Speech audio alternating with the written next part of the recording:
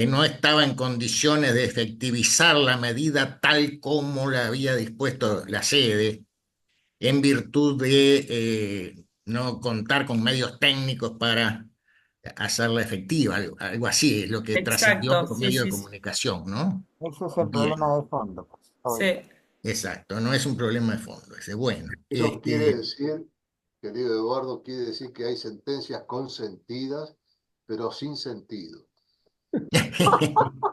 Sí, algo así, algo Algo así. así, ¿no? Puede darse, puede darse. No, no. Muy bien, bueno, estamos en hora, profesor Hernán Olano, fundamentalmente para el vídeo que va a quedar después en YouTube. Eh, no necesita presentación, pero dos líneas. El profesor Olano es decano de la Facultad de Derecho de UNICOC, eh, con una trayectoria en el área del derecho constitucional y de los derechos humanos altamente relevante y reconocida. Reúne otra calidad que fue la que originalmente me llevó a pensar en él. Es miembro correspondiente de la Real Academia Española de la Lengua, es miembro de número de la Academia Colombiana de la Lengua, es miembro correspondiente extranjero de la Academia Panameña de la Lengua, miembro de la Academia Guineo-Bisseniana de la Lengua, miembro honorario de la Academia Boyacense de la Lengua. Es decir, que es la otra faceta que confluye en el tema, ¿verdad? Porque de alguna manera, según surge de la resolución, la Real Academia Española, por razones de inmediatez, debería prescindir de la audiencia de las academias de la lengua. Bien, eh, querido don Hernán, está en uso de la palabra, muy honrado el Centro de Documentación y Estudios Constitucionales de Uruguay, del cual hace parte porque ha sido designado como miembro correspondiente en Colombia, miembro honorario de este centro, y mucho nos honra tal circunstancia. Adelante, don Hernán. Muchísimas gracias, don Eduardo. Un saludo especial para todas y todos los profesores y además asistentes que concurren esta tarde a la invitación del CDQ. Bueno, además de mi nacionalidad colombiana, soy español de origen sefardita y aunque no profeso la religión judía, San Juan Pablo II acuñó la expresión que se utiliza hoy en la iglesia para referirse al pueblo judío como nuestros hermanos mayores en la fe. Es decir, antes de 1978, con el inicio de su pontificado, esa expresión no había existido en la Iglesia Católica, marcándose claramente el año 1986 para esa frase, cuando el Papa, el 13 de abril de ese año, en la primera visita que realizó un Papa a una sinagoga, la de Roma, como hecho histórico que se complementó por la oración interreligiosa por la paz el 27 de octubre de 1986 en Asís, recalcó ese punto, hermanos mayores en la fe. Realmente uno de los estereotipos más destacados y persistentes sobre los judíos es que son codiciosos y avaros, cuya pretensión es enriquecerse sin importar los medios.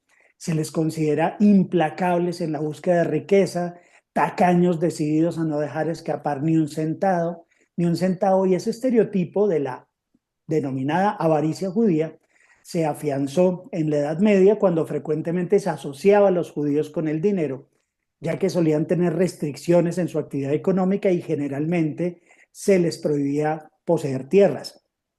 Pero como se ha escrito, a veces la única opción que tenían de ganarse la vida en tales circunstancias era ejerciendo funciones de prestamistas.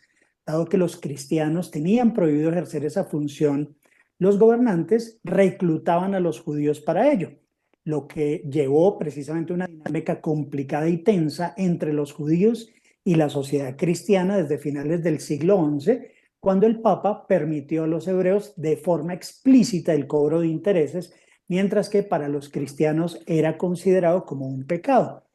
Y es que en contra del préstamo oneroso hay una gran tradición en la iglesia porque nos podemos remontar al concilio de Elvira del año 300 o al concilio de Nicea del 325, al concilio de Clichy del 626, al Admonitio Generalis de Aix-en-la-Chapelle del año 789, expedida por Carlomagno. En el siglo XII a Graciano en su célebre decreto que también condenó la usura, y lo mismo haría Gregorio IX en el siglo XIII. Luego vendrían los concilios tercero y cuarto de Letrán del 1175 y del 1215, que aquí concita esa fecha también a los constitucionalistas como el de la fecha de la Carta Magna, y los concilios primero y segundo de León de 1245 y 1274, en los que además de la condena de los usureros se condenó la usura excesiva, aunque en algunos casos se autorizó el cobro de intereses. En nuestra historia jurídica, no obstante, las prescripciones de don Alfonso X el Sabio acerca del rechazo a las actividades usurarias de los judíos, algunos reyes aceptaban las quejas de sus súbditos relacionadas con el cobro de intereses para no ser tachados de herejes, es decir, projudíos o filojudíos. Todavía hoy hablar sobre judíos entraña el peligro del uso de estereotipos difamatorios.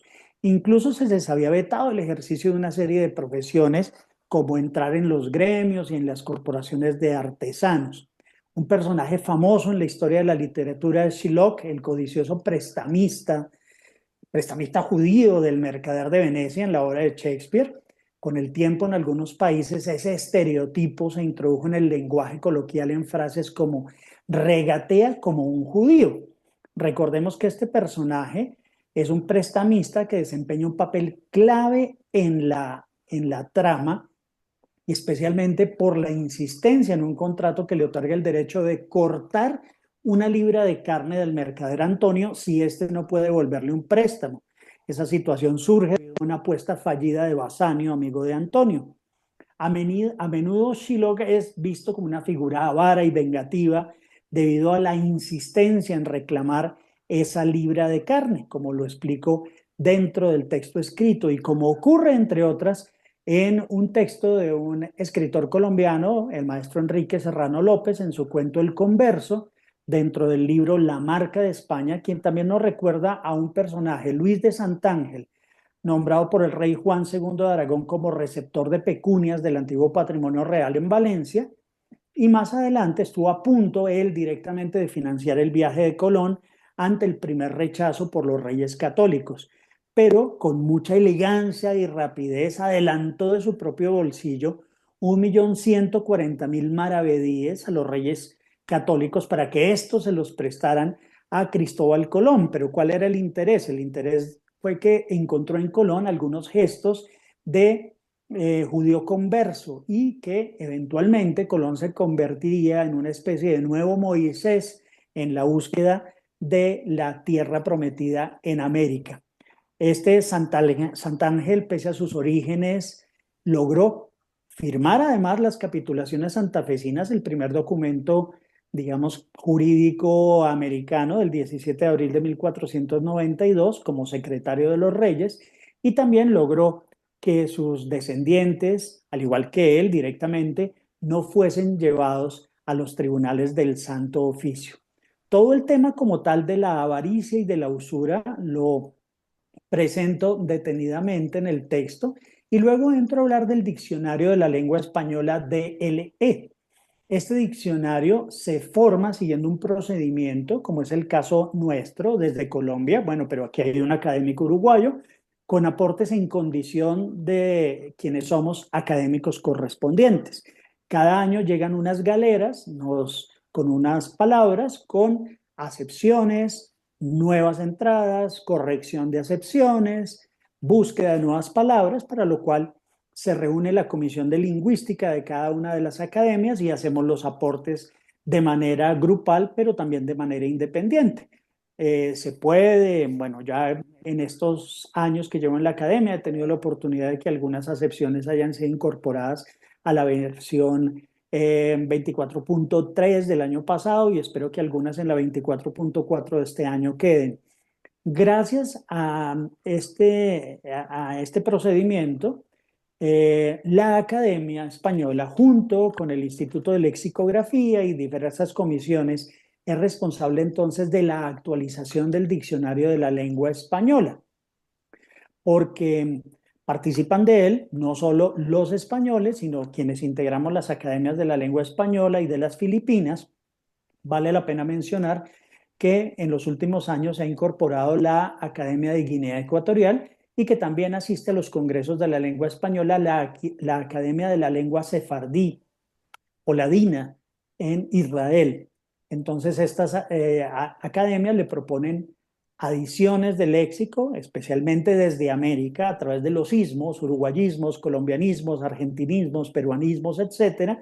Y estas propuestas de adición, supresión o enmienda son revisadas para ser incorporadas en la versión final del diccionario.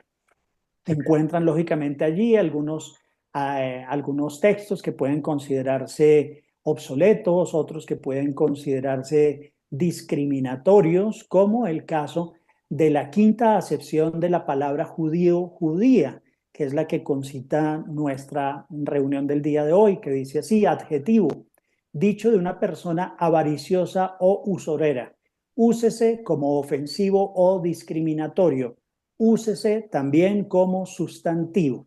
Ahí está el inconveniente y lo que ha generado ante el caso concreto de la jurisdicción argentina que se dé esta sentencia. Pero previamente, en 2007, en la República Argentina, el Instituto Nacional contra la Discriminación, INADI, pidió el retiro de circulación de un libro que distribuía una revista escolar porque el término judío allí era definido en sentido figurativo como avaro y usurero.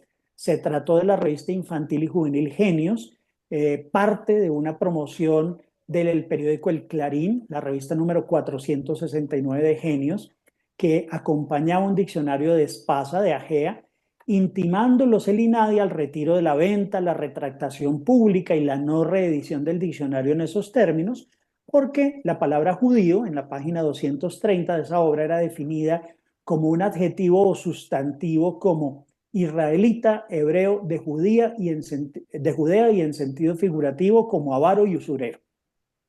El grupo Clarín, que editaba la revista, manifestó que había comprado los derechos del producto ya elaborado y accedieron al periodo del organismo por coincidir que se trataba precisamente de un término agraviante.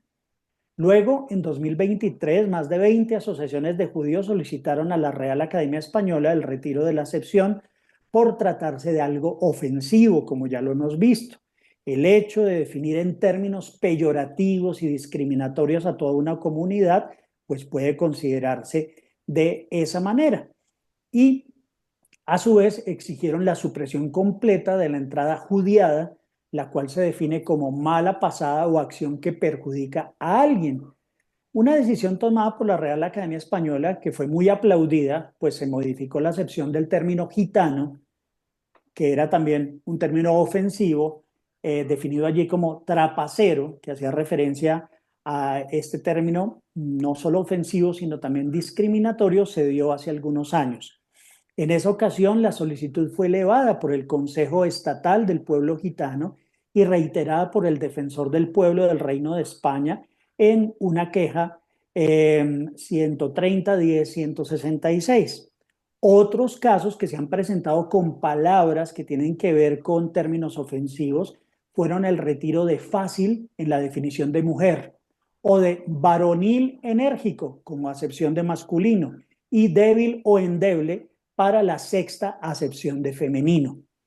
Para diferentes autores, pues el juez podía hacer uso de la totalidad de su biblioteca, no solo porque los recursos literarios no resultan incompatibles en los argumentos racionales, sino porque puede enriquecerlos. Hay diferentes casos que hemos citado para entrar a la sentencia del juez federal Ariel Lijo, titular del Juzgado Criminal y Correccional Federal número 12, cuando en esta decisión del 26 de septiembre, con pedido del 28 de agosto, interpuesto por Claudio Eppelman en su carácter de apoderado de la Fundación Congreso Judío Mundial y Jorge Knoblovitz en carácter de presidente de la Delegación de Asociaciones Israelitas de Argentina, para resolver en el marco de una causa caratulada Muñoz Machado Santiago, infracción a la ley 23.592, artículo 3. Cabe indicar que el doctor Muñoz Machado no solo es el director de la Real Academia,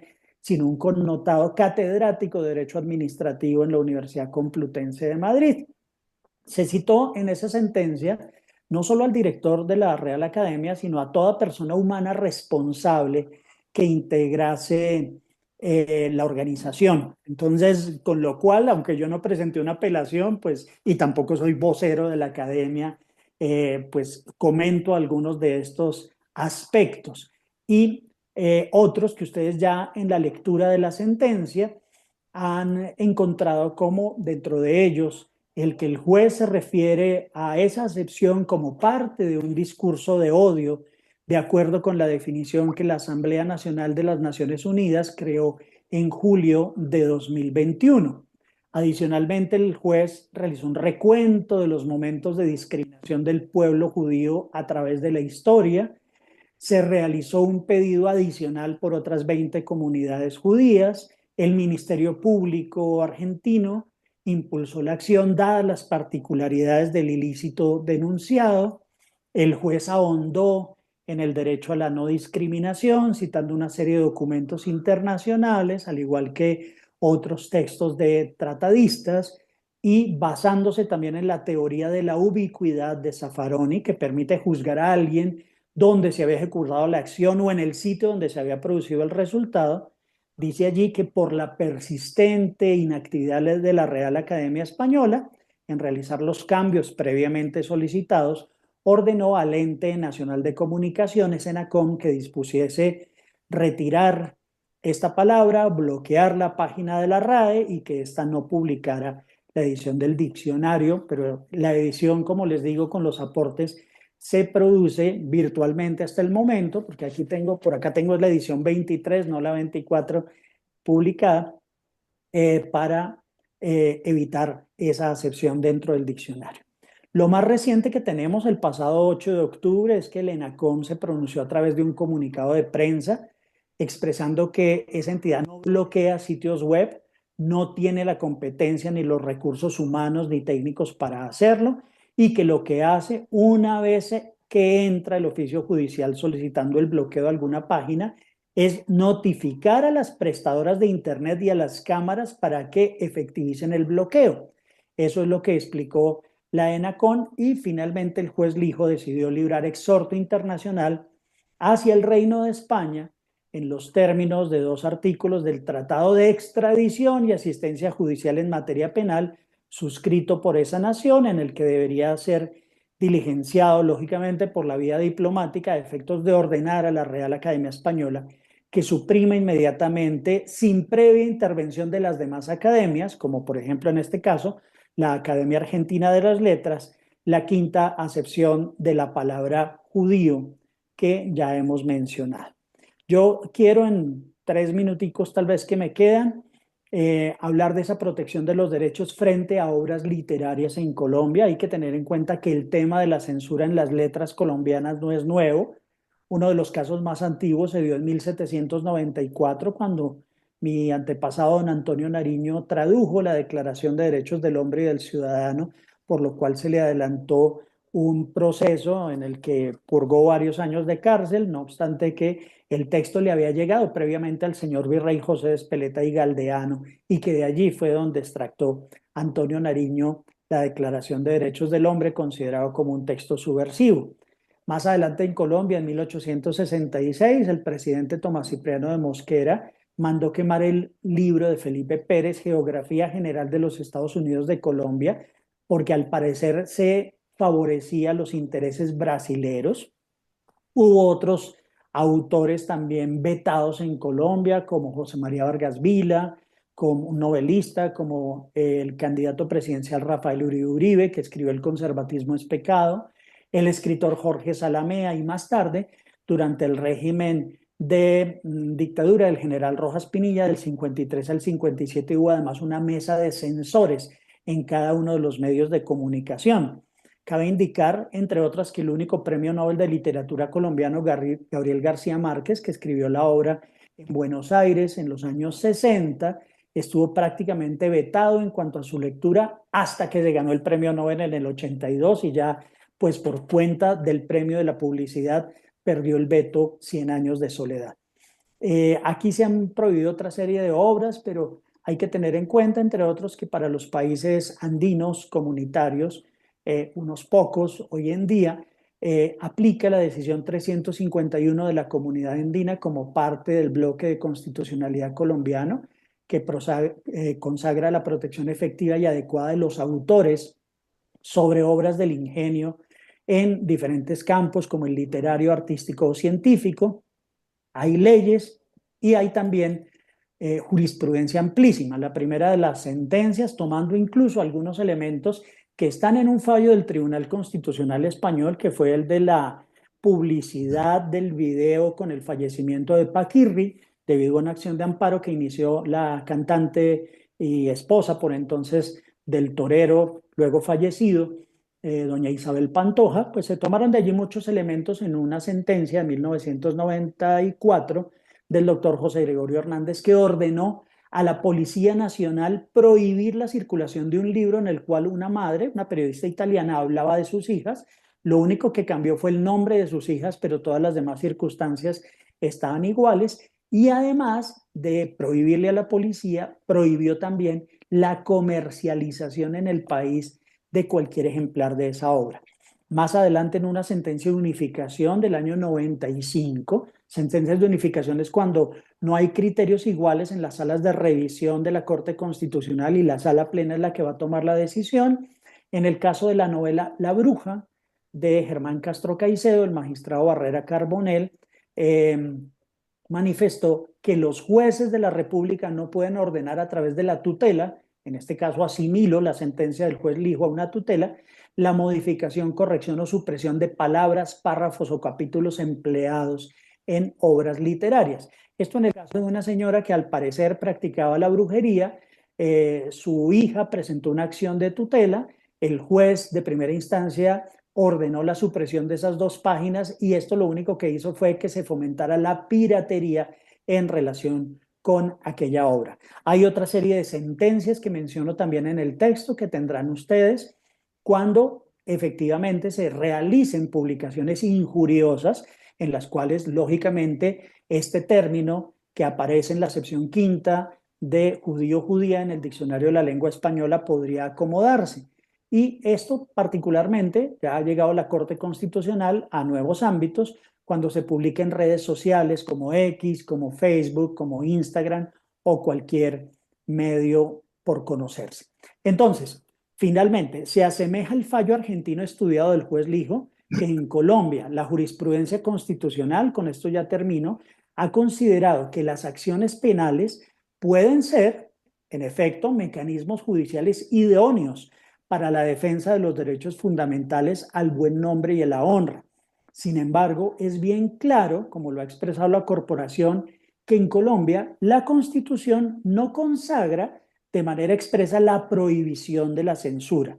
Sin embargo, dijo que la Corte que no puede afirmarse que quien hace uso de la libertad de expresión o del derecho a la información está autorizado para transgredir mediante sus publicaciones la Constitución o para atropellar los derechos de otros miembros de la comunidad, con lo cual, no obstante esta última parte de la jurisprudencia de la Corte Constitucional, si le correspondiese eventualmente a la Academia Colombiana tener algo que incidir en la supresión o modificación de la acepción quinta del término judío en el diccionario de la lengua española, más que dispuesto estaría la corporación a interceder en ese asunto. Muchísimas gracias.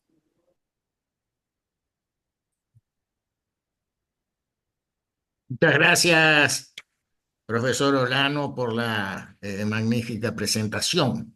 Voy a aprovechar en este momento para dar la más cordial bienvenida a la profesora Adelina Loiano, que es coordinadora de la especialización en Derecho Constitucional de la Universidad Nacional de Buenos Aires, antigua y muy reconocida Aquí estoy. colega en la universidad y también, tengo entendido, profesora titular de Qué Derechos gusto Humanos en la verte. Universidad Nacional de Loma de Zamora.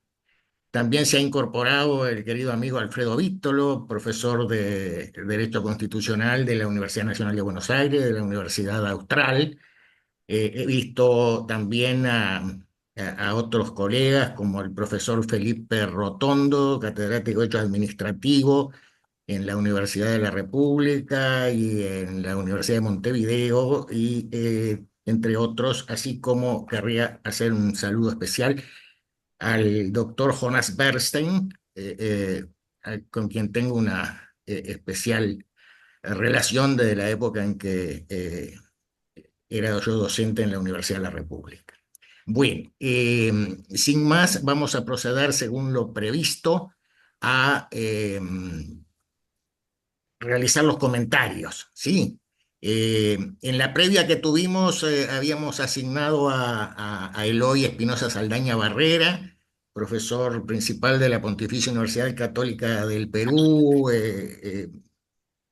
PhD y postdoctor en Derecho, y antiguo miembro vicepresidente del Tribunal Constitucional del Perú, creo que durante algo más de 8 años.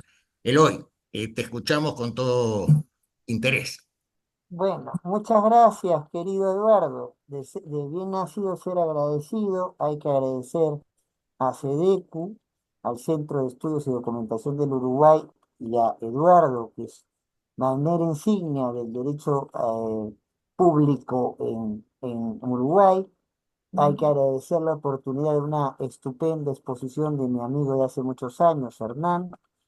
También a los viejos amigos, aquí veo comunicado a Felipe, que le acaba de mandarnos un mensaje, a Jorge, a Alfredo, a Adelina, a Martín y a los nuevos amigos que también estamos haciendo gracias a la gentileza de Eduardo. Vamos al punto que se nos ha planteado porque solo tenemos 5 minutos. Espero que esta presentación no nos descuente los 5 minutos. Ya, aquí tenemos un caso resuelto, entonces, por una denuncia que se plantea por representantes de la comunidad judía, típica defensa de intereses colectivos, ante una quinta acepción del término judío que los identifica claramente, creo yo, que hoy no hay una discusión, lo ha planteado muy bien Hernán, que estamos ante un discurso de odio que promueve la discriminación contra la comunidad judía. Si ya un grupo humano lo considero como avariciosos o usureros, estoy planteando un prejuicio, un juicio anterior a la evaluación de cómo es la persona en particular. No tenemos experiencia en el caso peruano de casos de situaciones similares, pero sí quisiera notar algunas virtudes y algunas dificultades que veo en el caso. Virtudes. Se aplica muy bien una ley, que es la ley 23.592. Las profesoras argentinas y el profesor argentino me corregirán si me equivoco, donde se plantea cuáles son actos discriminatorios. Se plantea muy bien el tema del bloque de constitucionalidad con los derechos humanos. Ese tema en Argentina ha sido muy trabajado. Nuestro maestro, que en paz descanse, Eduardo Campos, comienza a trabajarlo. Pablo Manelli ha hecho un buen trabajo también sobre eso, y algunos otros más, Adelina entre ellos. Luego se habla que se sabe que en Argentina hay tratados, como el Tratado de Derecho, el Tratado de la Declaración Universal de Derechos Humanos, la Convención Americana, el Pacto Internacional de Derechos Civiles y Políticos, que en el caso argentino tienen jerarquía constitucional. Y por eso es fácil poderlos integrar en un bloque de constitucionalidad. Se habla también de que en el principio se aplica, creo que bien, el principio de territorialidad establecido en el primer artículo del Código Penal argentino. Se habla también bien de la teoría de la ubicuidad. La violación de los derechos, venga donde venga, no puede pasar. Hay un interesante acercamiento a lo que es las medidas cautelares cuando se plantea el bloqueo del sitio web de la Real Academia Española, planteándole desde el juzgado a una institución interna administrativa que bloquee la página web. Y se juega con el tratado de extradición que hay entre Argentina y España para plantear el exhorto internacional. Pero, como me quedan 3 minutos, voy a lo que en el interín bien comentaba Oscar Sá, que tengo el honor de conocer en esta oportunidad. Es una sentencia consentida, pero con un sentido discutible, porque ¿cómo nos aseguramos la plena ejecución de los términos de la sentencia? La sentencia busca obligar, ahí creo que hay un error de planteamiento, la sentencia está dirigida contra el director de la Real Academia Española, no contra el directorio, ¿no? Pero como tenemos la certeza de hacer cumplir que en la próxima edición de la Real Academia Española no aparezca esa quinta acepción. No tenemos mayor certeza. Estamos a la disposición de la buena voluntad de lo que quiera hacer el Poder Judicial español en el órgano competente por la autoridad correspondiente para ver si se aplica, si le hace esa exigencia a la academia y si tiene diente suficiente la judicatura ordinaria española para hacerle cumplir esa función. Si no, a lo más lo que vamos a tener es el bloqueo ya planteado para que la página web de la RAE no pueda ser vista en Argentina, pero no solamente en Argentina. ¿Es una sentencia bien intencionada? Sí. ¿Es una sentencia que hace una aplicación correcta de conceptos? Sí. ¿Es una situación que en mi país no se ha presentado y me parece muy importante tenerla presente como un antecedente? Sí. Mi preocupación como ex juez constitucional, como podrán comprender, es que las sentencias no están para emitirse solamente, están para cumplirse. Y yo sí veo problemas bastante serios para el cumplimiento de esta sentencia, ¿no? Fuera de lo que pueda decirle el Poder Judicial argentino a una entidad administrativa argentina. Pero claro, mando un exhorto y no sé los intríngulis del escenario español para ver quién lo cumple, cómo lo cumple, cuándo lo cumple. Y eso es un problema para una sentencia valiente y valiosa como esta. Estoy en el tiempo, ¿verdad, Eduardo? Logré. Exactamente, Eloy, muchas gracias por ¿Ya? el comentario que has hecho y has cumplido estrictamente. Te diré que según el reloj que tengo funcionando en el vídeo, te quedaban 10 segundos o Bueno, 11. voy a Muy hacer bien, lo muy que bien. hacía Pedro Vargas en sus conciertos. Muy agradecido, muy agradecido, muy agradecido. Y un abrazo para Correcto, todos y todas. estupendo, estupendo y muchas gracias. Bien, continuamos ahora con el amigo profesor Jorge Silvero Salgueiro, de nacionalidad paraguaya, distinguido colega y amigo de hace muchos años, con su formación en la Universidad Nacional Autónoma de México, sus actividades en Bolivia, Panamá. Bueno, querido Jorge, es tuya la palabra. Buenas tardes, realmente un gusto estar acá compartiendo un fallo muy interesante con toda esta comunidad tan motivadora y realmente ver a tantos amigos eh, y un agradecimiento especial por estar acá para ti, Eduardo, y para todos los colegas uruguayos. Bueno, yo leí la invitación y en la invitación nos sugerían analizar el fallo desde el punto de vista del principio de proporcionalidad, Yo lo no cual me podía ver el parece muy teléfono, atinado, pues es llamando un al fallo que cumpleañero, contiene por favor. medidas judiciales que por un lado tratan de proteger ciertos derechos y por otro lado restringen derechos e incluso ordenan sanciones. Entonces, cabe preguntarse si las restricciones de derechos efectuadas en el fallo están justificadas por la protección de otros derechos o se tratan de limitaciones excesivas y qué proporcionalidad guarda el fallo. Esa es la pregunta que yo me hago, ¿verdad? De entrada. Pero aparte del principio de proporcionalidad, existe otra categoría analítica que viene al caso para el análisis, que es el principio de ponderación. Cabría analizar el peso de cada derecho en juego y buscar equilibrios que ayuden a encontrar cierta proporcionalidad en las medidas judiciales tomadas.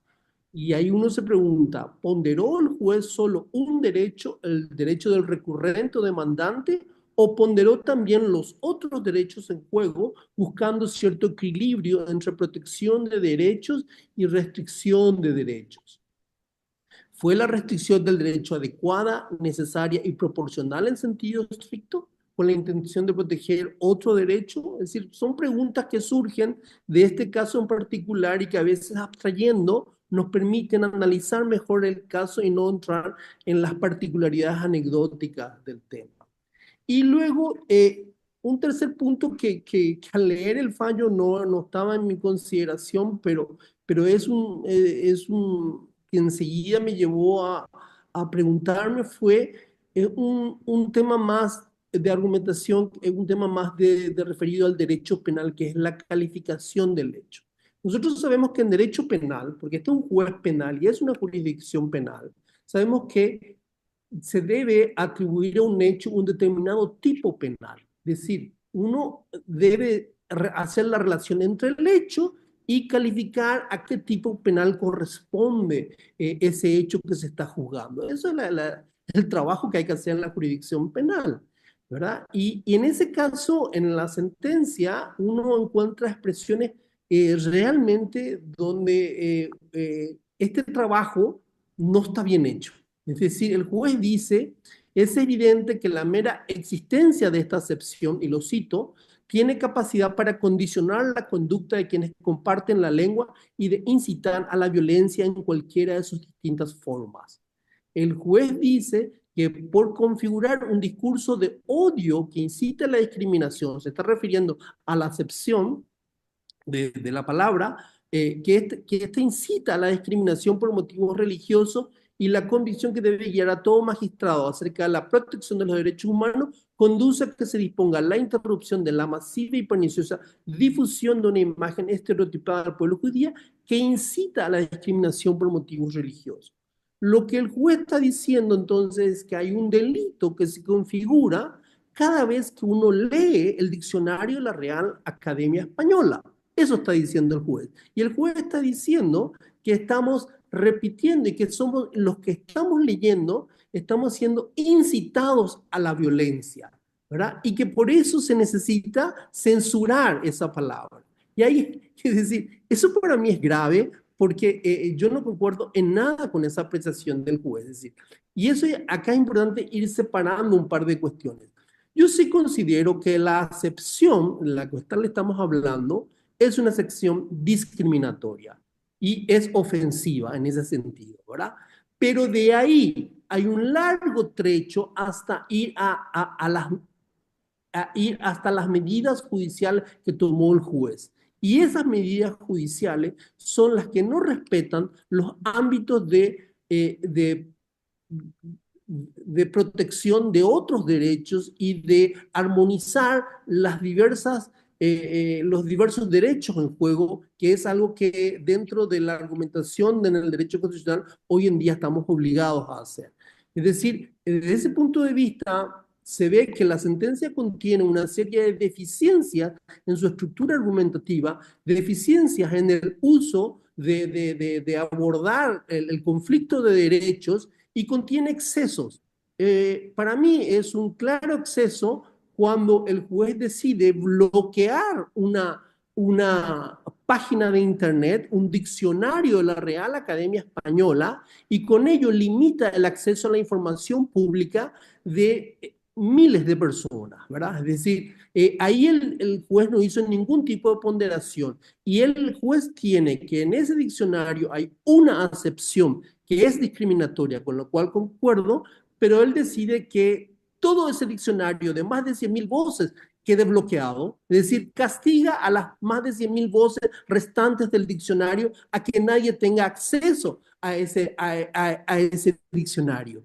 Y eso realmente no corresponde, ¿verdad? Es un exceso en la medida del juez sin interpretar que existen otras personas con otros derechos. Si el juez considera que ese es un acto discriminatorio, tendría que haber buscado otras formas de encontrar una solución al caso y en la medida que eso se pueda solucionar, ¿verdad? Y acá es donde quisiera citar una sentencia del Tribunal Constitucional alemán que tiene que ver justamente con libertad de opinión, libertad de expresión y cómo ciertas cosas deben ser excluidas de la jurisdicción penal. Esta es una sentencia que es la famosa, los soldados son asesinos, es del año 1995, pero esto tiene un largo antecedente en Alemania. En 1931, un escritor, Tucholsky, escribió en un periódico de Alemania y dentro del escrito estaba la frase, los soldados son asesinos. Y a partir de ahí, en varias décadas, se fue repitiendo eso. Finalmente, por hacer corto el cuento, durante la Guerra del Golfo, en los años 1990, los pacifistas usaron esta expresión de Tucholsky, los soldados son asesinos, y con eso consiguieron ser demandados y se llegó a una sentencia penal contra los pacifistas que usaron estas expresiones, ya sean en forma de sticker, calcomanía o repitiendo en cánticos. Cuando el caso llega al Tribunal Constitucional alemán, el Tribunal Constitucional dice que con estas expresiones que los soldados, y lo cito al Tribunal alemán, con estas expresiones que los soldados eran asesinos o potenciales asesinos, los recurrentes no se referían a unos soldados en particular que en el pasado hubieran cometido un asesinato. Ellos expresaron más un juicio sobre los soldados y la profesión de soldado. Y por tratarse de la existencia de un juicio de valor y no de la afirmación de unos hechos, no son competentes los tribunales penales. Es decir, ellos entienden que esa opinión dada era un juicio de valor y que esa opinión estaba excluida de la competencia de los tribunales penales. Y con eso garantizaron debates más serios y debates que contemplan realmente una serie de otros derechos que se dan en el ámbito de expresiones y defensa de derechos. Entonces, yo creo que esta sentencia lleva una profunda reflexión, porque además, lo dijo Lloyd, ni siquiera tiene la capacidad de poder controlar lo que quiso controlar, porque el juez se refiere a bloquear el Internet, pero en realidad yo cuando llego al diccionario yo ni siquiera uso el Internet, uso mi celular y en el celular yo tengo el app y en el app de la academia tengo el diccionario y ese app no está bloqueado, ni tampoco hay una orden de bloquear el app, es decir, la gente hoy en día que usa el diccionario no usa la página web, usa directamente el app, la sentencia no hace referencia a eso, es decir, el juez ni siquiera se tomó conocimiento de qué es lo que tenía que bloquear, es decir, prácticamente hizo una sentencia que va a ser imposible de cumplir, aparte de que es una sentencia que limita derechos, que es excesiva en las medidas que va tomando, y lo peor para mí es que se configura un derecho penal, un caso donde no hay debido proceso, es decir, hay toda una sentencia contra el director del señor Muñoz Machado, director de la Real Academia Española, y contra la Real Academia Española, donde ellos nunca se enteraron del caso, nunca tuvieron oportunidad de defenderse. El juez habla de un delito y de incitación al odio y la violencia. Eso es grave. Es decir, estas personas tenían que haber tenido el derecho a la defensa. Jamás tuvieron eso, jamás se les comunicó este caso. La información que tenemos, el caso nunca fue notificado oficialmente, es decir, procesalmente. Es decir, acá no hubo debido proceso, no, se le acusa de cometer delitos a instituciones que realmente tienen mucho que ver con la educación, se restringe la libertad de acceso a la información, hay un listado de violación de derechos cometido por un juez y que está nominado a la Corte Suprema Argentina, es decir, para mí eso es increíble. Entonces, esta sentencia para mí más me produce una serie de temores de a dónde estamos yendo y no tanto hablando de un sistema que es una sentencia ejemplar en la protección de los derechos. Y repito, es decir, para mí hay que diferenciarse entre lo que entendemos por esa acepción, que yo considero que sí es discriminación, y las medidas que podemos tomar con respecto a este caso de discriminación. Y yo creo que las medidas tomadas en esta sentencia son las erradas. Gracias. Gracias, Jorge. Queda planteado el eventual debate. Bueno, ahora tenemos, dentro de los previstos, estaría Verónica Nolasco. Apreciada Verónica, tú eres profesora en la Universidad Austral, coordinadora del muy prestigioso LLM de la Austral, y también sé que has estado muy vinculada a la Pontificia Universidad Católica Argentina. De modo que ella quedó un poco sorprendida cuando yo la invité y le dije, siempre me gusta dar paso a los jóvenes talentosos para que vayan integrando este tipo de paneles. Adelante, Verónica, te escuchamos. Bueno, muchísimas gracias, doctor. Realmente muy agradecida por esta invitación. Mis felicitaciones también a los doctores que me han precedido en el uso de la palabra por sus disertaciones y también un saludo al resto de los colegas presentes. Voy a adelantar mi opinión en el mismo sentido del doctor Silvero Salgueiro. Creo que no hay dudas de que la quinta acepción del término judío es objetivamente ofensiva y discriminatoria. De hecho, lo reconoce el propio Diccionario de la Lengua Española con esa advertencia desde el año 2023, cuando se hizo la enmienda respectiva. Creo que está claro que es un adjetivo estereotipado y estigmatizante para quienes profesan esa religión y son parte de su cultura. Pero más allá de mi opinión personal sobre el fondo del asunto, creo que fue errada la actuación del juez por 3 motivos. En primer lugar, creo que adolece de competencia y se extralimitó en su función judicial. En segundo lugar, creo que no es posible afirmar que en el caso se configura el delito de incitación al odio. Y por último, creo que como advertía recién el colega preopinante, la sentencia es arbitraria y de cumplimiento imposible. ¿Por qué sostengo que el juez no es competente? No quiero aburrir al resto de los colegas de otros países, pero la competencia del Fuero Criminal y Correccional Federal está claramente establecida en el artículo 116 de la Constitución Nacional, el artículo 3º de la Ley 48, el Código Procesal Penal de la Nación, la Ley 27.146 de Organización y Competencia de la Justicia Federal y Nacional Penal. Incluso en la ley 23.592 sobre los actos discriminatorios establece el delito de incitación al odio, está circunscripto al territorio argentino. Ninguna de estas normas le otorga al juez competencia para ordenar a una institución que opera por fuera de los límites de la República Argentina que modifique su actividad. Tampoco es un caso que pueda considerarse de jurisdicción universal, porque no estamos frente a un delito de lesa humanidad. Entiendo que el juez debe haber considerado el dictamen del fiscal que propone una salida alternativa, es decir, que se convoque una audiencia para que a través del diálogo entre los denunciantes y la Real Academia Española pueda revisarse la actualidad de esa acepción. Pero lo que sí creo que queda claro es que un juez argentino no puede condicionar el uso de un término ni tiene jurisdicción para obligar a la Real Academia Española para modificar su diccionario ni sus procedimientos. El caso debería haberse planteado, creo yo, en el Reino de España vía defensor del pueblo, tal como se hizo para el caso del término gitano, que sí tuvo éxito. Allí también se mantuvo el adjetivo trapacero, pero hoy está colocado un signo con una advertencia y queda como que es ofensivo o discriminatorio.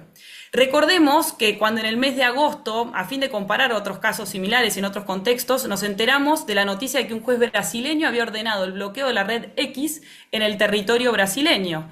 Sin duda es una sentencia muy controvertida, pero aún en ese caso la orden del juez se circunscribe al territorio brasileño. Hoy estamos comentando la sentencia de un juez argentino que pretende ejercer su jurisdicción sobre una institución española, como si el juez brasileño le hubiera ordenado a la red X a cambiar el número de caracteres posibles en cada tweet o a modificar sus algoritmos. En todo caso, para los efectos que tiene el diccionario en la República Argentina, quizás un juez civil podría, vía un reclamo, podría haberse conseguido una sentencia más efectiva, pero no creo que sea competencia de un juez criminal y correccional federal. En segundo lugar, como les decía, me parece que no hay tal delito de incitación al odio, más allá de la ofensa que objetivamente existe. Esto creo que es desconocer los estatutos, el reglamento y el procedimiento interno de los diccionarios de la Real Academia Española, la cual cumple dos funciones bien claras. Por un lado, una función normativa, ya que fija la ortografía, la gramática y el léxico de las palabras en todas las sociedades hispanohablantes. Pero también una función descriptiva, al mostrar el uso que tienen las palabras en la realidad. Es decir, muestra el uso que existe y no como debería ser, pero no es que crea términos nuevos ni acepciones. Por todo esto, además, creo que conforme mencionaba el doctor que conversó al inicio, digamos, las academias trabajan en conjunto a través de la Asociación de Academias de la Lengua Española, es decir, que ni siquiera la RAE sola podría modificar esta acepción. Entonces, si tal como ha afirmado el presidente de la Real Academia Española, de acuerdo a los criterios establecidos en el Diccionario de la Lengua Española, no es posible eliminar una acepción cuando está avalada por el uso, como sucede en este caso, por más que pueda resultar socialmente inapropiada o reprochable, quizás el juez lo que podría haber hecho es solicitado a la RAE que presente las pruebas donde que se han recogido para avalar ese uso y el expediente mediante el cual tramitó esa incorporación al diccionario. Podría, por ejemplo, pedirse que muestre los ejemplos en los que la literatura y las fuentes de uso corriente utilizan actualmente la palabra judío en ese sentido, sabiendo que es un término que está vinculado, digamos, a una actividad que desarrollaba la comunidad judía en la Edad Media. Pero está claro que no estamos frente a en la presencia de un delito de incitación al odio, sino que, creo yo, es una acepción que es lamentable, pero aparentemente podría estar avalada por el uso en la realidad. Por último, creo que la sentencia es arbitraria y de cumplimiento imposible. Sostengo esto porque para el caso de corresponder, el juez también tendría que haber ordenado a la Academia Argentina de Letras, la cual está asociada a la Real Academia Española desde el año 1999 y desde ese año en la categoría de correspondiente en la Asociación de Academias de la Lengua Española, en sus siglas ASALE. Por el contrario, solo la notifica a la Academia Argentina de Letras. Además, creo que es de cumplimiento imposible porque no depende únicamente, como decíamos anteriormente, de la Real Academia Española y no puede bloquearse la acepción sin bloquear a todo el diccionario. Bueno, en conclusión, creo que estamos en un callejón sin salida, queda deslegitimado no solo el juez con esta sentencia de cumplimiento imposible, sino también todo el Poder Judicial. No fue notificada aún la sentencia, por lo que aún no está consentida y tendremos que seguir el caso para ver cuál es la respuesta de la Real Academia Española. De momento sigue la acepción publicada.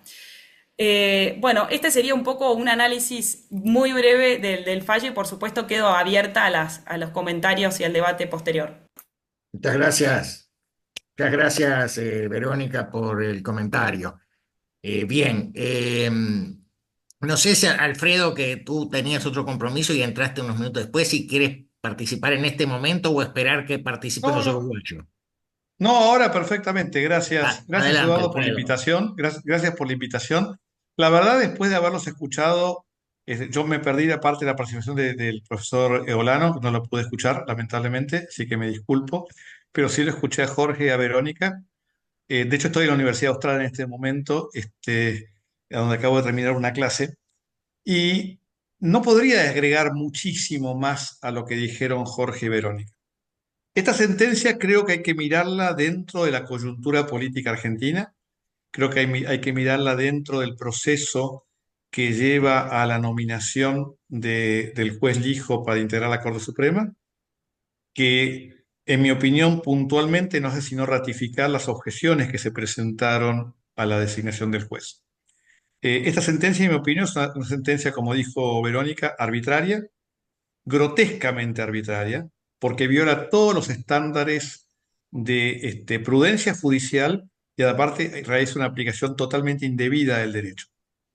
En ningún caso, no cabe ninguna duda que la utilización del término judío o judía con la terminología de la quinta acepción del Diccionario de la Real Academia Española constituye un acto discriminatorio en sí mismo y que sanciona a todo aquel y que permite la sanción a todo aquel que lo utilice en esos términos. Eso no cabe ninguna duda y creo que nadie lo ha puesto jamás en duda. De allí a sostener que la mera exposición de una realidad que podrá gustarnos más o menos es violatoria en sí misma, nos lleva a convalidar la famosa cultura de la cancelación que lleva a la ideología del pensamiento único, que es una ideología absolutamente totalitaria. Por más allá de que sean buenos los objetivos que se pretenden, son dos cosas completamente diferentes. Entonces, este concepto, en definitiva, es como dice Serrat, que no será jurista, pero que en esto tiene bastante clara, nunca es triste la verdad, lo que no tiene es remedio. La verdad es esta, podrá gustarnos o no, podremos trabajar para que no sea así, pero no es escondiéndola abajo de la alfombra que vamos a lograr cambiar las posturas y las costumbres. Este es el primer elemento que yo quiero señalar. Por eso me parece que todo el análisis que hace el juez en la sentencia, de ese punto de vista, se olvida, y esto, algo de esto dijo Jorge en su presentación, se olvida que la argumentación puede tener que ver con el uso que se hace de la palabra, pero no con la exposición de la palabra. Son dos cosas completamente diferentes y merecían un tratamiento claramente diferencial. Primer elemento. El segundo elemento, que como lo señaló Verónica, acá se viola grotescamente el debido proceso. Esto no es una sentencia, es un trabajo académico de investigación de cómo impacta la utilización del término judía con un sentido despectivo. Acá no hay caso. En la República Argentina los jueces resuelven solamente casos. Esto viola todos los estándares judiciales. De hecho, el fiscal, que es el que participa, el que lleva la acción pública, propone no llevar adelante la acción pública y propone abrir un espacio de diálogo para conversar estos temas, pero en modo alguno. Y el juez se basa en la presentación de un denunciante, que es denunciante, no es querellante, al que le da el rol de querellante que no está planteado, por lo menos según los términos de la presentación, para hacer toda una alegación de fondo sin haber corrido siquiera traslado a la parte, con lo cual viola el debido proceso, la garantía de defensa en juicio, la autolimitación de los jueces, se establece con exceso de competencia. O sea, es un caso que hasta permitiría un enjuiciamiento al juez por mal desempeño. Esto es lo grave que tiene el caso.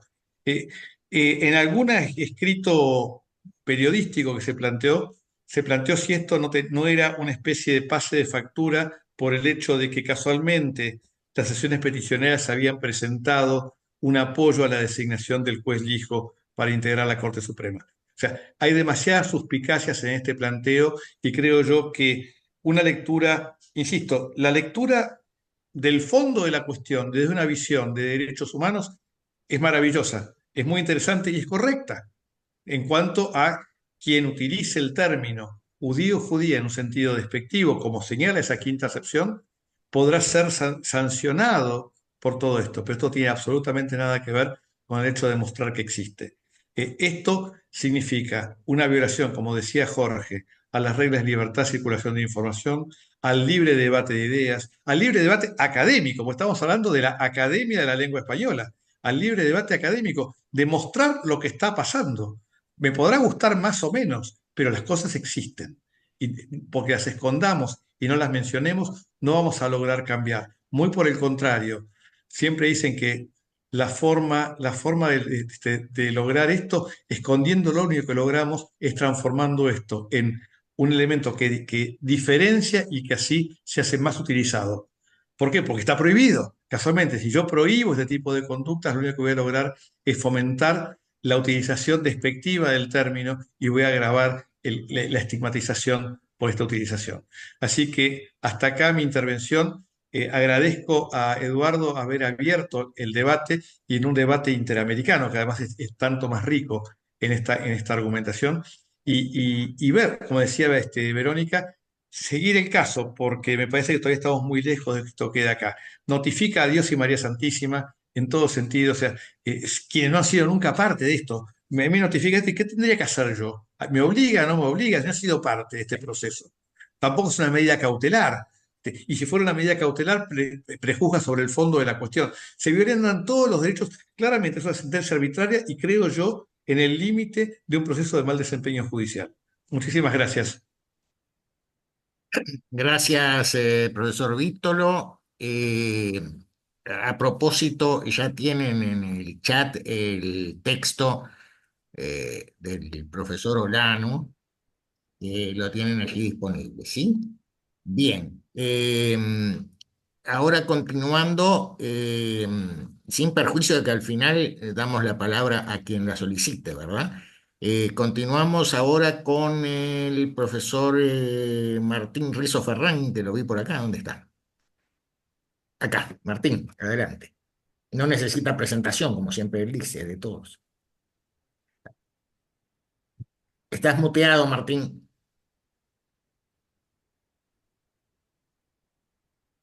Muchas gracias, Eduardo, y bueno, mis felicitaciones. Me parece que es un evento interesantísimo el que SEDECU ha organizado, que debería haber más de estos y realmente a mí todo el tema de discurso del odio y discriminación es un tema que me viene preocupando, interesando de hace muchos años. He escrito seguramente sin mucha razón o sin mucho fundamento varias veces sobre esto. Estoy muy en la línea de la profesora Verónica Nolasco en cuanto a la competencia del juez argentino y tengo muchas coincidencias con el profesor Alfredo Vítolo. Eh, a mí me parece que hay que tener mucho cuidado con esto.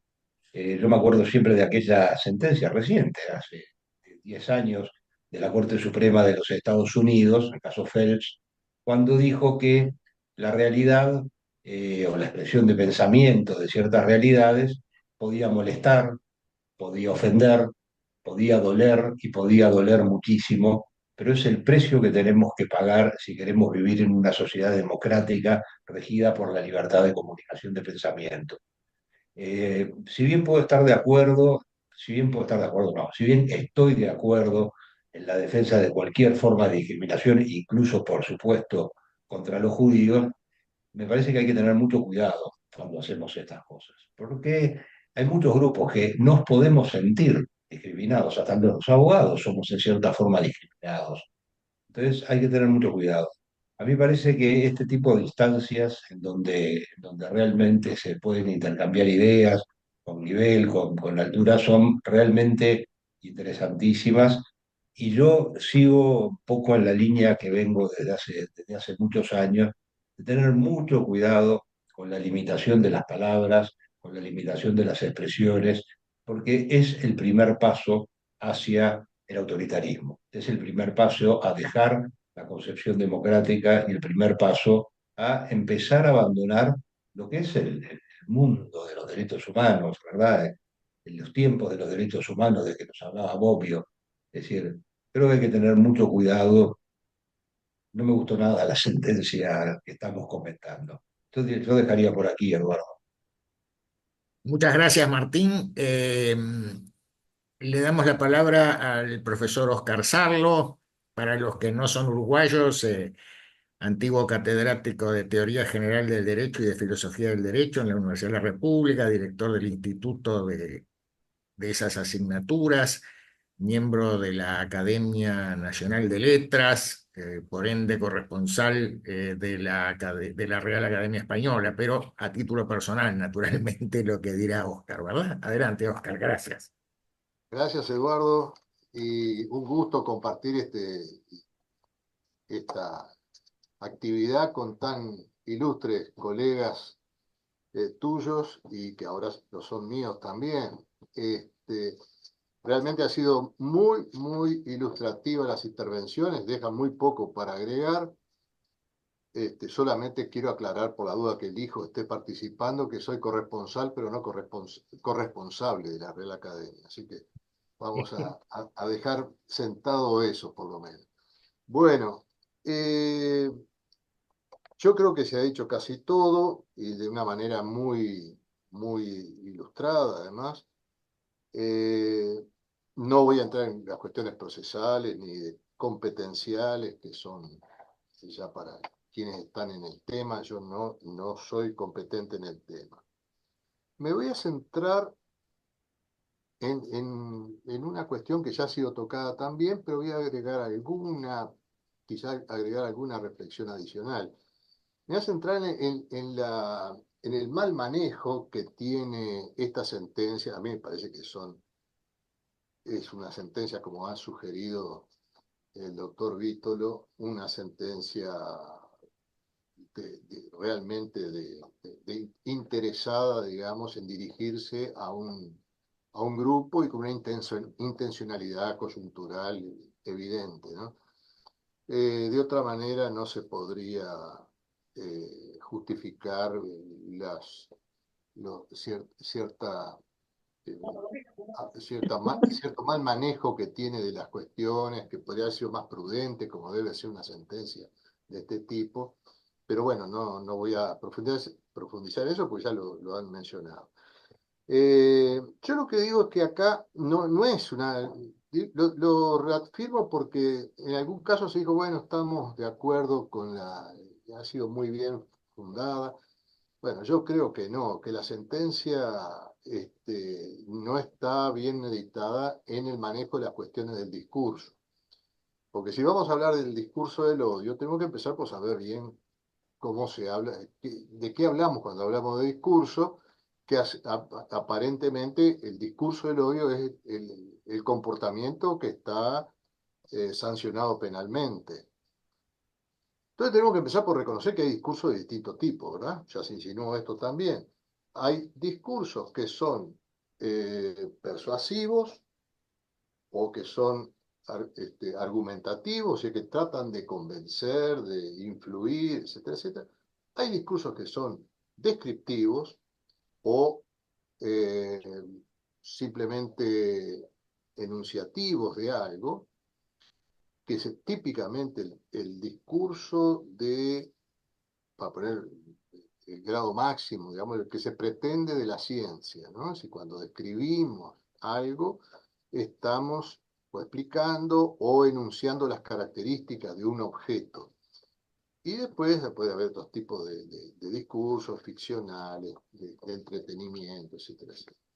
Pero esta diferencia es muy importante porque cambia radicalmente el eje de lo que tendríamos que observar para tratar de juzgar un comportamiento.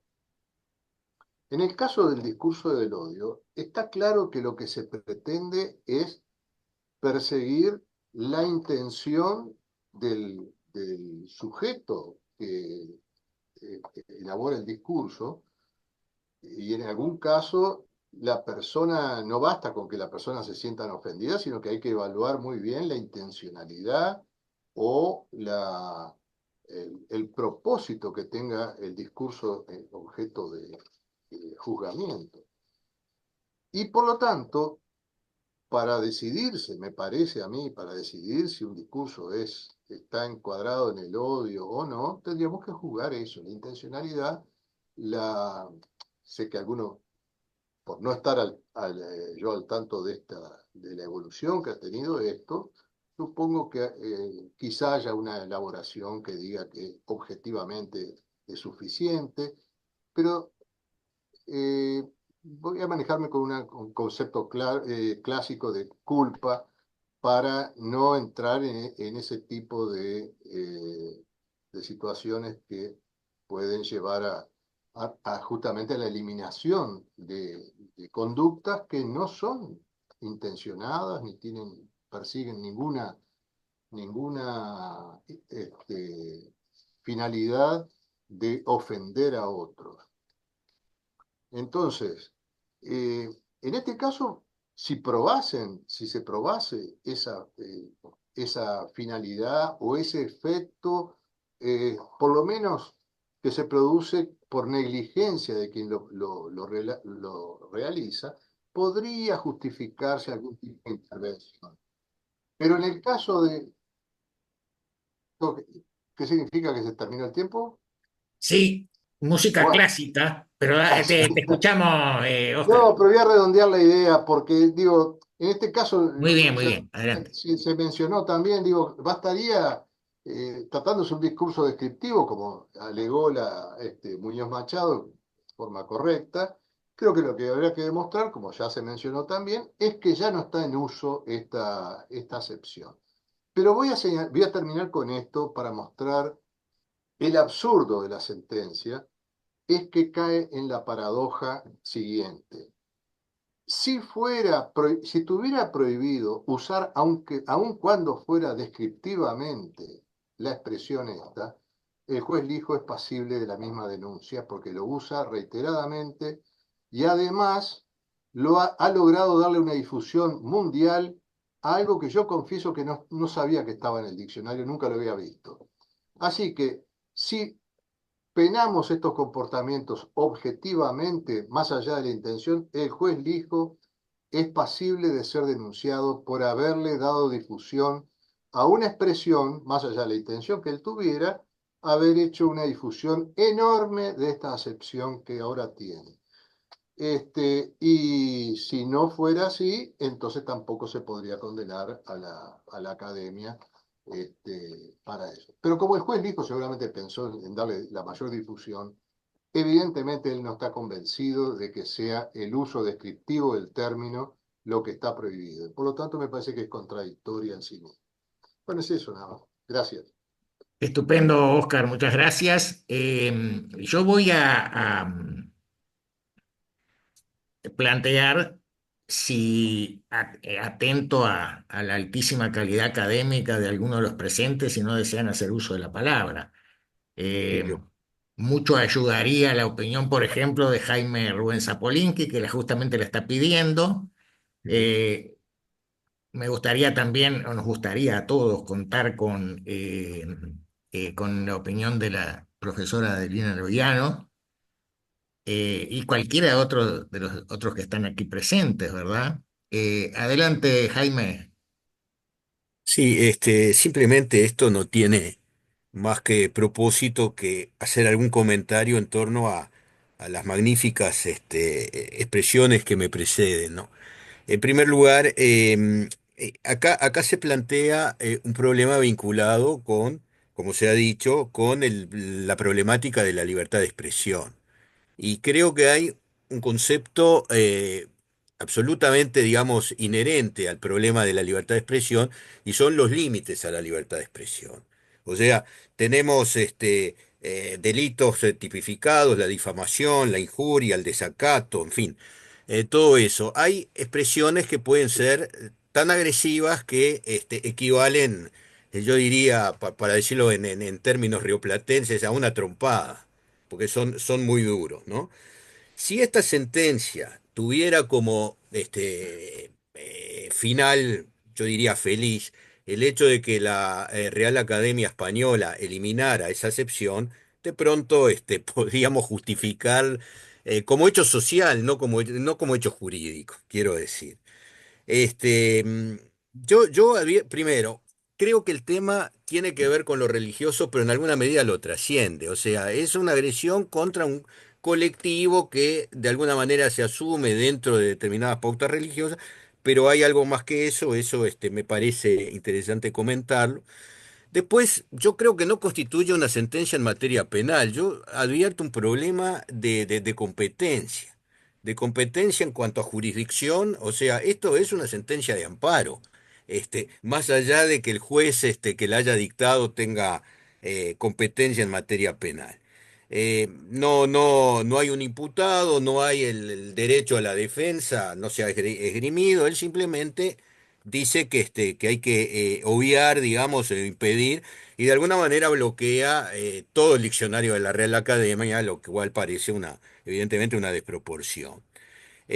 La otra cosa en materia de competencia es, me parece, el tema hasta dónde el juez argentino puede bloquear un hecho que verifica en otro país, en otra jurisdicción, en fin, eso también es un problema.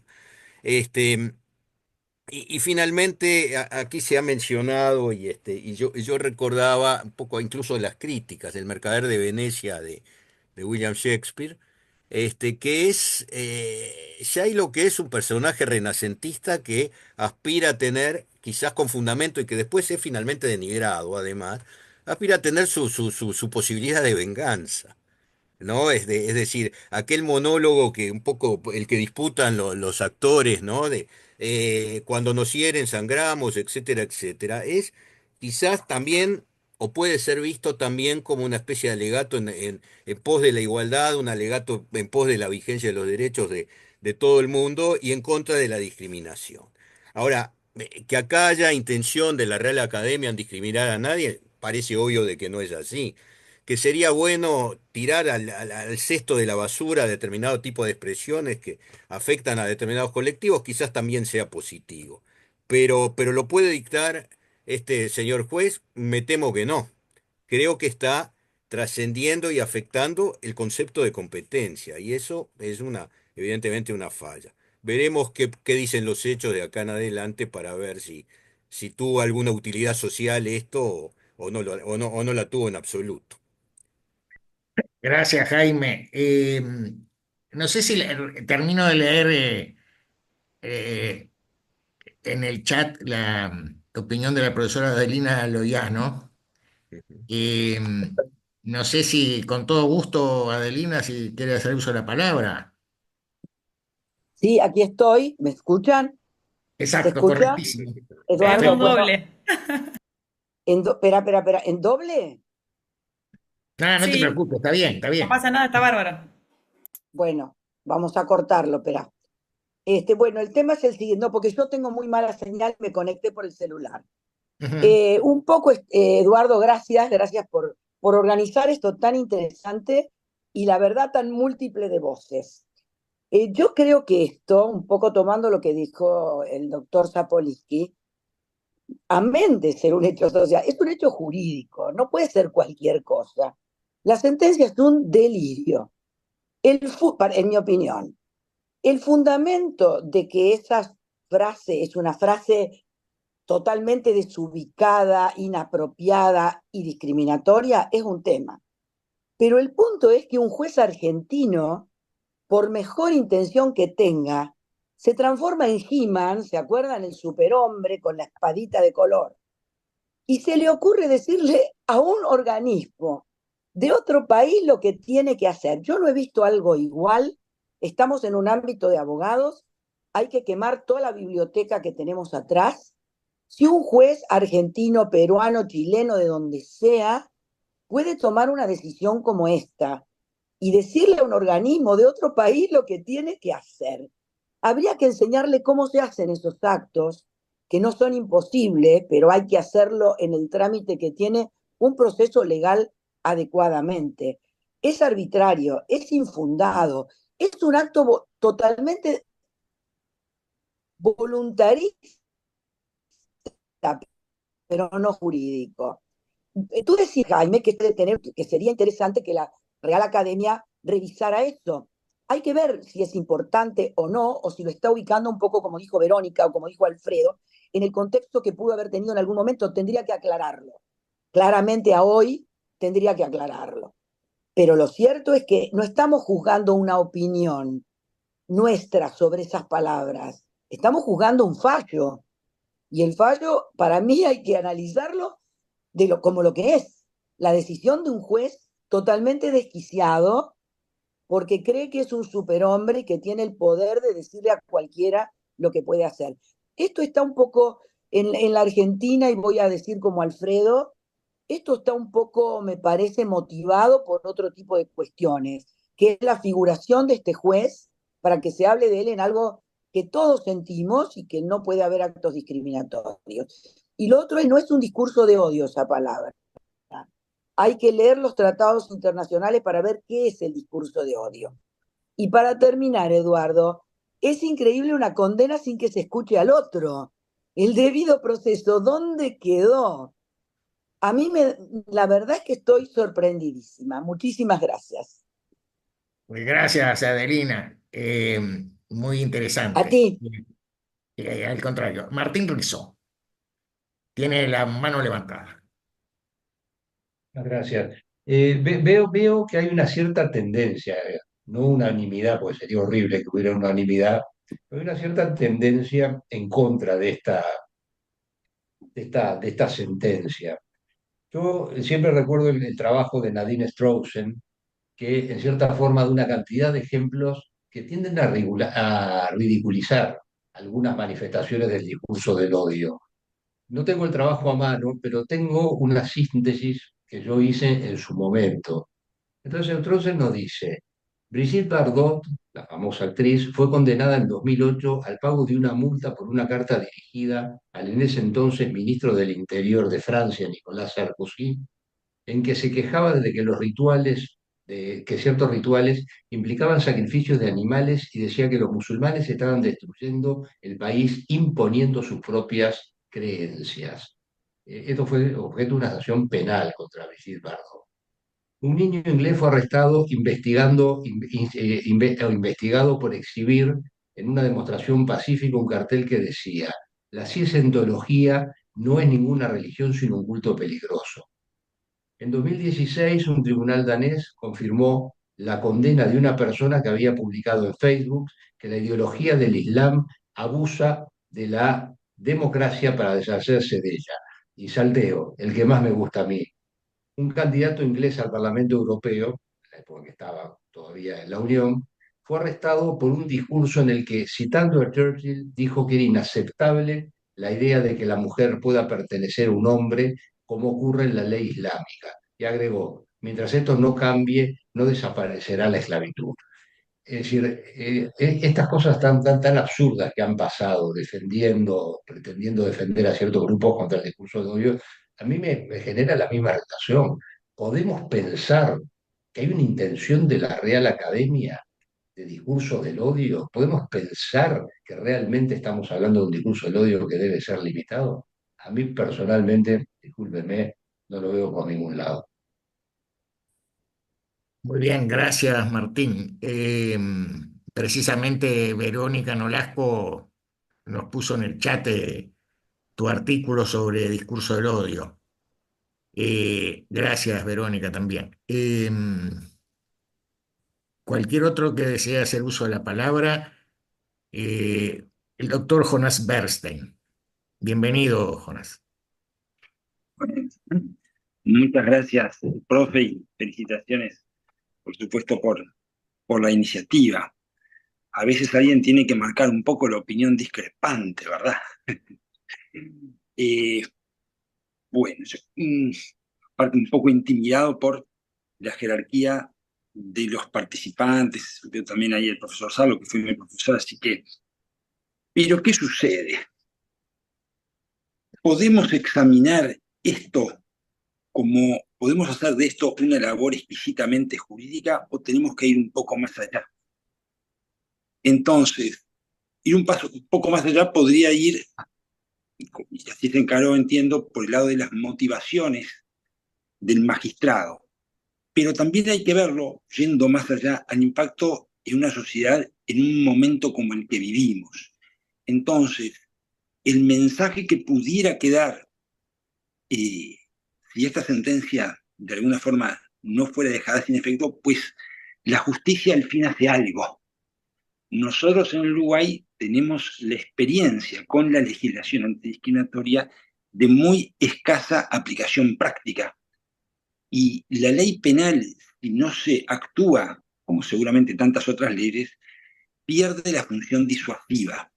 Con esto lo que quiero decir es que el análisis, naturalmente impecable, y hemos escuchado de parte de todos los expositores, me cabe la duda si no es exquisitamente jurídico.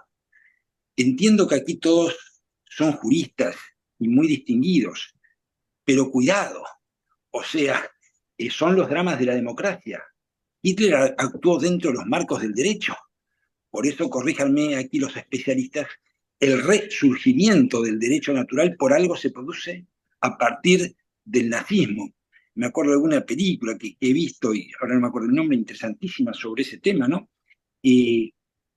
Libertad de expresión del pensamiento, también un llamado de atención. Normalmente, la barrera que enfrenta la aplicación de la legislación antidiscriminatoria, de la cual me declaro entusiasta, sostenedor por razones puramente biológicas o familiares, quizás no casi exclusivamente, pero entre ellas,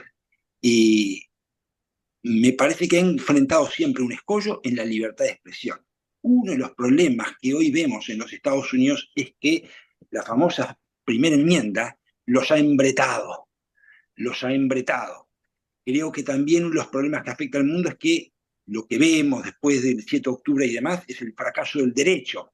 Cúlpenme si soy un poco agresivo con mis expresiones, pero el derecho se muestra impotente ante la realidad. Entonces, una vez que uno ve una sentencia de estas, por pobre que sea en el plano estrictamente técnico, por reprobable que sea en cuanto, por supuesto, acá se debe haber violado el debido proceso y tantas otras cosas más. Pero me cabe la duda, en este contexto tan especial que vivimos, si quizás el remedio no podría ser peor que la enfermedad.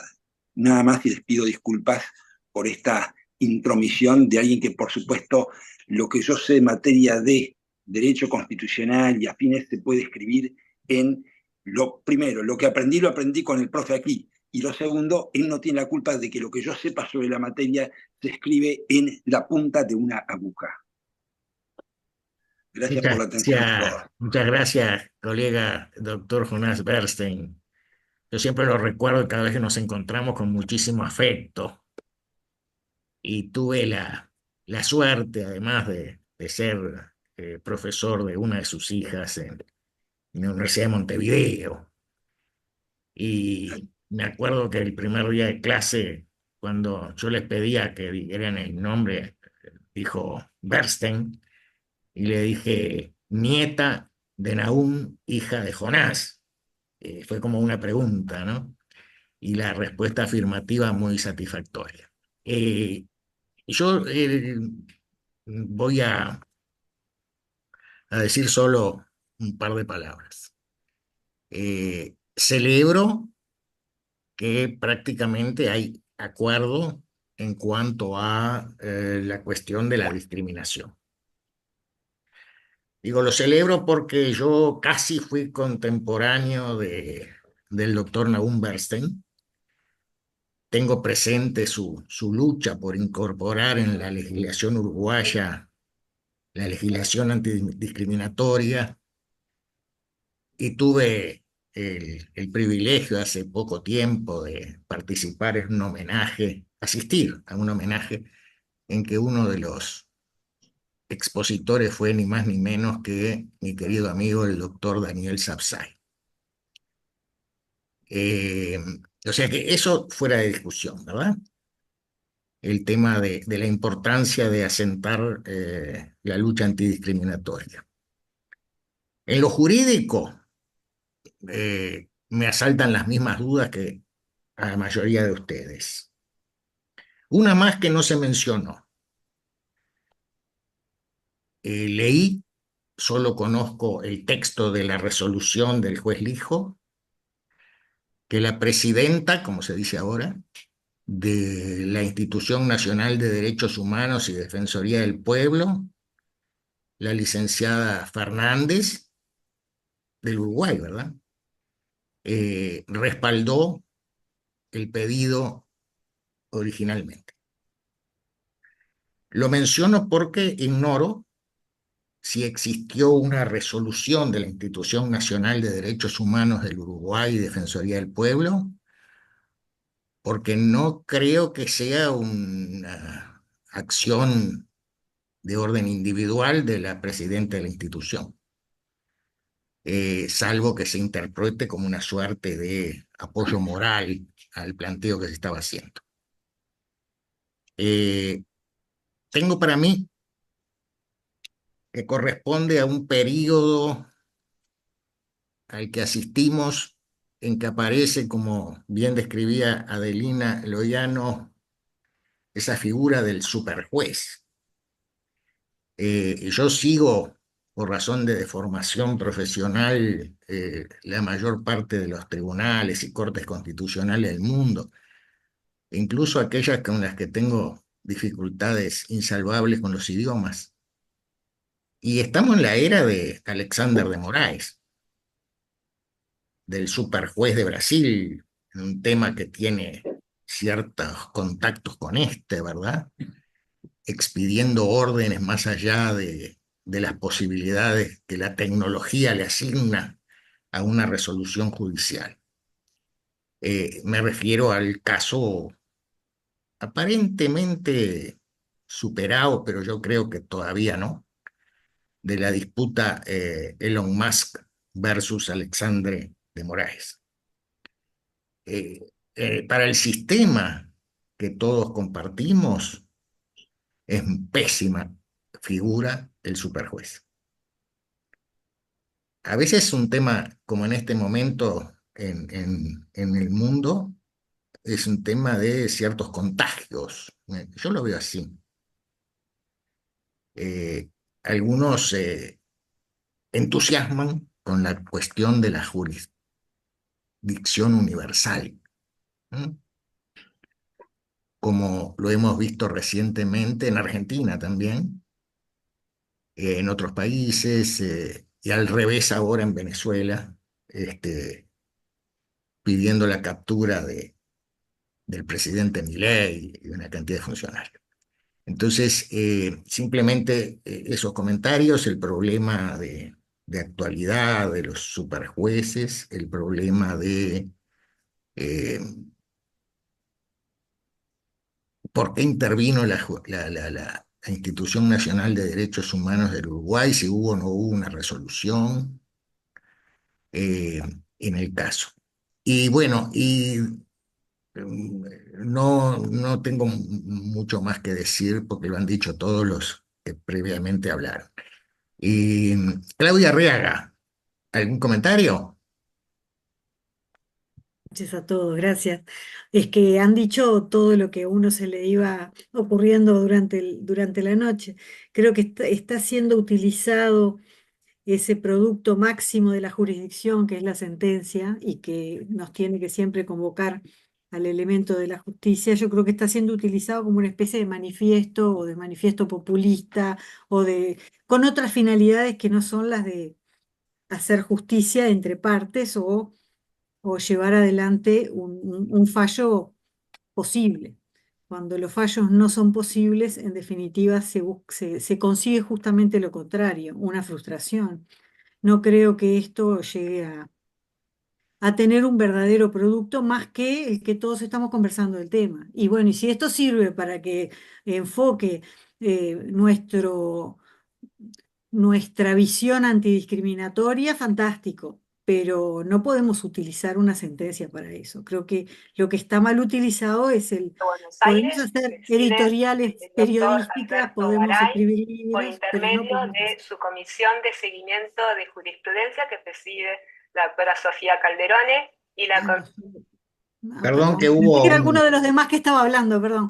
No, Creo es un tema de que se activó no hay un vínculo problema, no hay que problema. vi, No, se en está definitiva, cortado. creo que en lo procesal es un desatino absoluto y bueno, felicito este debate porque en definitiva llegamos a la unanimidad en la posición sustantiva, pero em, también a la unanimidad casi de que en lo jurídico es un desastre. Y bueno, a ese punto creo que hemos coincidido casi todos, aunque entiendo la posición de Bernstein, que hemos puesto sobre la mesa un tema, pero yo digo que el costo de ponerlo sobre la mesa no puede ser el costo de desacreditar a la justicia. Debería ser otro camino, otro motor el que nos ponga a conversar de estos temas.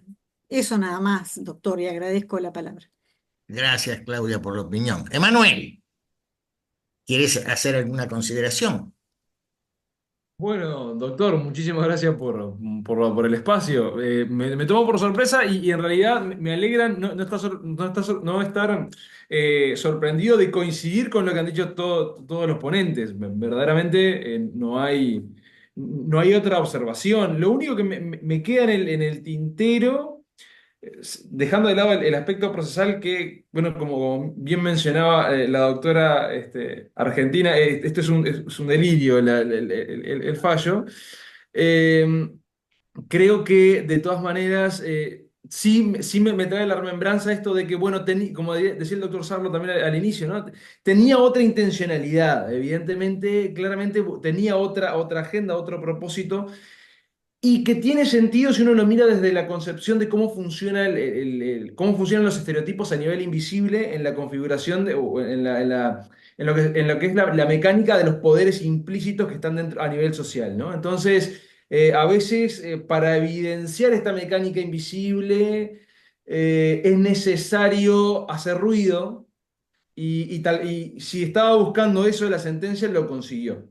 Ahora, si después hay otra, a su vez, hay otro móvil de intereses, vamos a decirlo, personales o agendas personales a nivel ascensos o postulaciones, eso ya es otro tema que es como una tercera pata que además excede la discusión, ¿no? Desde el punto de vista sociológico o desde esta constitución viviente y los juegos de poderes, hasta ahí lo puedo ver y puedo entenderlo, analizarlo desde el punto de vista de los estereotipos y cómo funcionan en la distribución de poderes.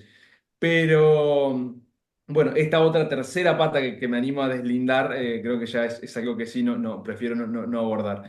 Pero bueno, desde el punto de vista procesal, sí, no hay mayores comentarios que coincidir con todo lo que han dicho estos fantásticos ponentes de la noche de hoy. Así que gracias por el espacio y gracias por la invitación. Bueno, gracias, Emanuel. No sé si, como es tradicional del SEDECU, en este momento se han retirado algunos, pero está Lina Valeria González, Mariano Viteta, Javier Hernández Salazar. Si alguno de ellos quiere hacer algún comentario, con todo gusto.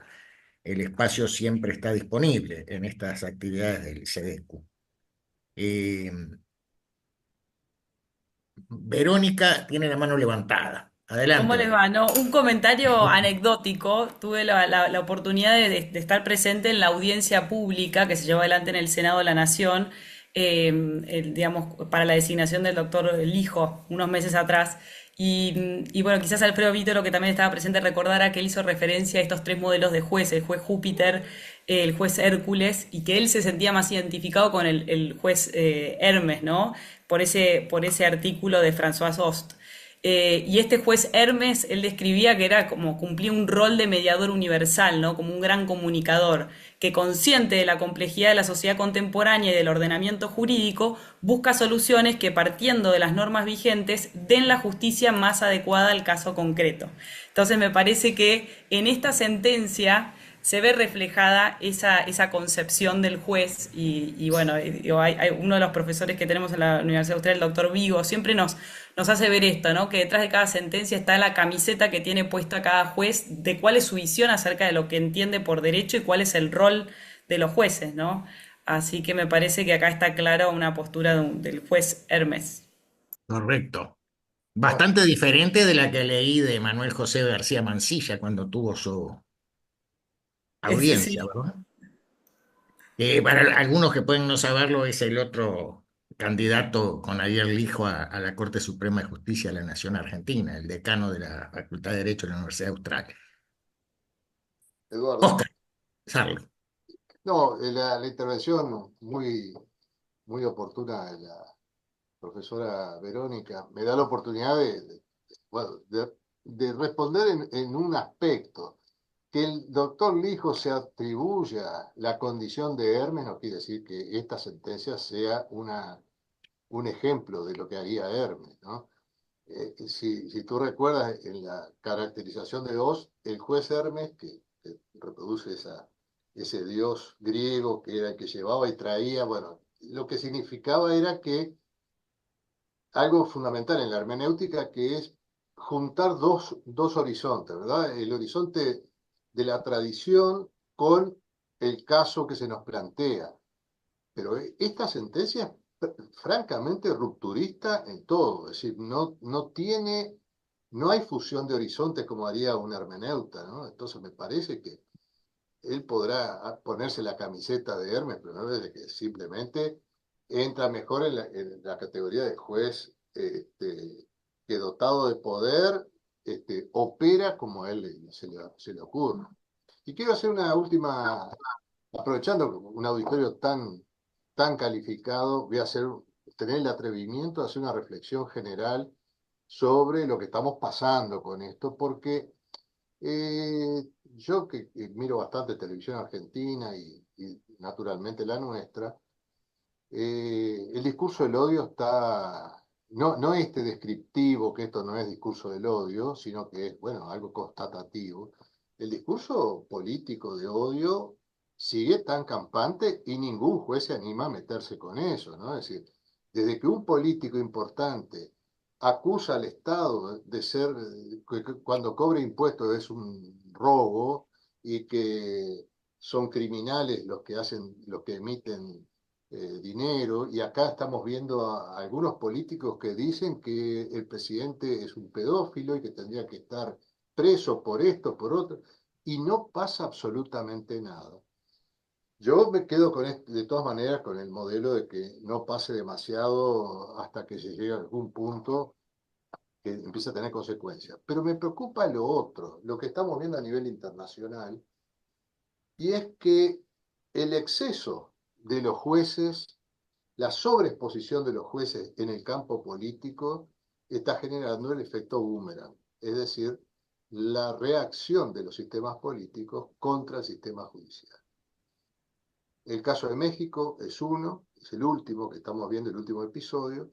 El otro, el más sano, la respuesta, digamos, más republicana, es volver a rescatar el principio de deferencia hacia los parlamentos y empezar a reconocer que tiene que haber una legitimación de la justicia y del control de constitucionalidad, en fin, todo eso que ustedes saben mejor que yo. Pero también, cuando los sistemas políticos ven que un órgano tiene demasiado poder, lo que hacen es cooptarlo. Y van a tratar de meter gente de su propio palo, cueste lo que cueste. O sea que hay cosas que se están saliendo de lo natural, como decían ustedes, cierto equilibrio, cierta prudencia que hacía a la función jurisdiccional, y me parece que hay que tener muy claro que seguir impulsando este tipo de cosas termina generando el efecto contrario. Bueno, gracias, Oscar. Me pareció que Adelina Loiano tenía la mano levantada, ¿puede ser? ¿O no? Creo que estaba aplaudiendo. Bueno, bueno, perfecto. Jorge, Sí, acá estoy. sí, ¿ibas a decir algo tú? No. Le digo a Adelina que sí, Cortito, se corta un poco lo que Correcto. escucho. Pero lo que quería decir, escuchando lo que Verónica contó de cómo se autodefine el hijo, lo que digo, qué peligro si llega a la corte. Un tipo que se cree el superhombre. ¿Qué nos espera? Complicado. Pero eso era una expresión de un argentino. Está bien. Jorge, ¿tú ibas a decir algo? No, quería, perdóname previamente, el profesor Olano se tuvo que retirar porque estaban cerrando la universidad y estaba el portero con la llave ya. De modo que presenta el saludo para todos, les agradece la presencia y quedan las órdenes. Nosotros Eduardo, yo tenemos aprovecho para despedirme también porque yo estoy en la Universidad Austral y estoy en algo parecido. Soy el último acá y estupendo. me están por echar. Así que Bueno, los bueno. saludo. Muchísimas gracias por la invitación y a disposición para lo que quieran. A varios de ustedes los veré en México, supongo. Así que nos estaremos encontrando por allí. Exacto, Nos exacto. vemos. Hasta Nos entonces, vemos. Alfredo, un Hasta gusto, luego. ¿eh? Gracias. Hasta luego. Nos vamos despidiendo entonces. Sí, sí. ¿Están de acuerdo? ¿Sí? Sí, Bueno, gracias. el agradecimiento para todos por la presencia, naturalmente que va a quedar a la mayor brevedad posible colgada la actividad en el canal de YouTube y va a su vez a estar incorporado el texto de la ponencia del profesor Olano. Eh, Será hasta la próxima la próxima actividad que organicemos y muchas gracias a todos por haber estado presentes y por las opiniones brindadas. Chao. Hasta pronto. Adiós, un saludo para todos. Un gran Saludos, saludo, gracias, gracias. que Pasen pasen bien. todos bien. Chao. Gracias.